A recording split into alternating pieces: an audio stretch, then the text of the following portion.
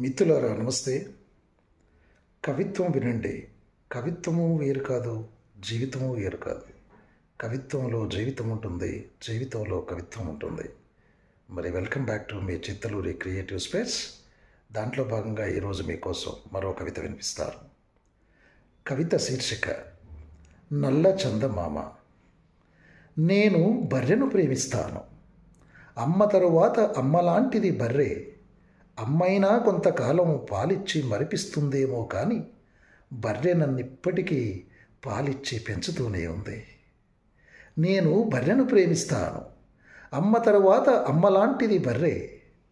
అమ్మైనా కొంతకాలం పాలిచ్చి మరిపిస్తుందేమో కానీ బర్రె నన్నిప్పటికీ పాలిచ్చి పెంచుతూనే ఉంది. అందుకే నేను అమ్మలాగే బర్రెను ఆరాధిస్తాను.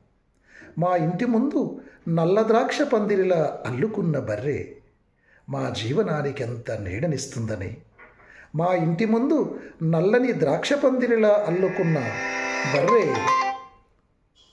మా జీవనానికి ఎంత నీడనిస్తుందని, మా కుటుంబపు బతుకు పడవను మా చిన్నా చితక కష్టాల నదిని దాటించే పాలచుక్కాని బర్రె. మా కుటుంబపు బతుకు పడవను మా చిన్నా చితక కష్టాల నదిని దాటించే పాలచుక్కాని మా బర్రె. పాలు పట్టని తల్లులకు పాలవరాన్నిచ్చిన మా పేదింటి గ్రామదేవత బర్రె. పాలు దొరకని బిడ్డలకు చనువాలిచ్చి పెంచిన మా పేదింటి ప్రేమమూర్తి బర్రె. కడుపులో ఆకలి పేగుల అరుపులు కాచుకునేందుకు తెలిసో తెలియకో కంచె దాటినప్పుడు బర్రెను బర్రెలా కొట్టిన కన్నీటిని కళ్ళల్లోనే దాచుకుని పొదుగులో పాలను కురిపించే సహనమూర్తి మా బర్రె. కడుపులో ఆకలి పేగుల అరుపులు కాచుకునేందుకు తెలిసో తెలియకో కంచె దాటినప్పుడు బర్రెను బర్రెలా కొట్టినా కన్నీటిని కళ్ళల్లోనే దాచుకుని పొదుగులో పాలను కురిపించే సహనమూర్తి మా బర్రె. మా అస్తిత్వం బర్రె, మా సమస్తం బర్రె. 24 గంటలు మాతో పాటు కలిసి తిరిగే మా కుటుంబ సభ్యుడు బర్రె. మా మూలవాసుల వారసత్వ సంపద, మా శ్రమజీవుల చీకటి కష్టాల్లో వెన్నెల విరజిమ్మే నల్ల చందమామ బర్రె. పట్టెడంత పచ్చగడ్డేస్తే చాలు కడిబడంత కమ్మ పాలిస్తూ మా ఇంటిల్లిపాదిని కంట్లో పెట్టుకుని కాపాడే మా కన్న తల్లి బర్రె.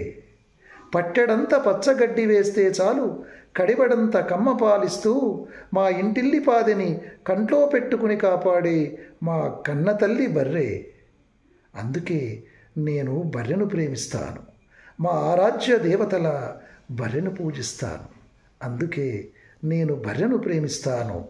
మా ఆరాధ్య దేవతల బర్రెను పూజిస్తాను.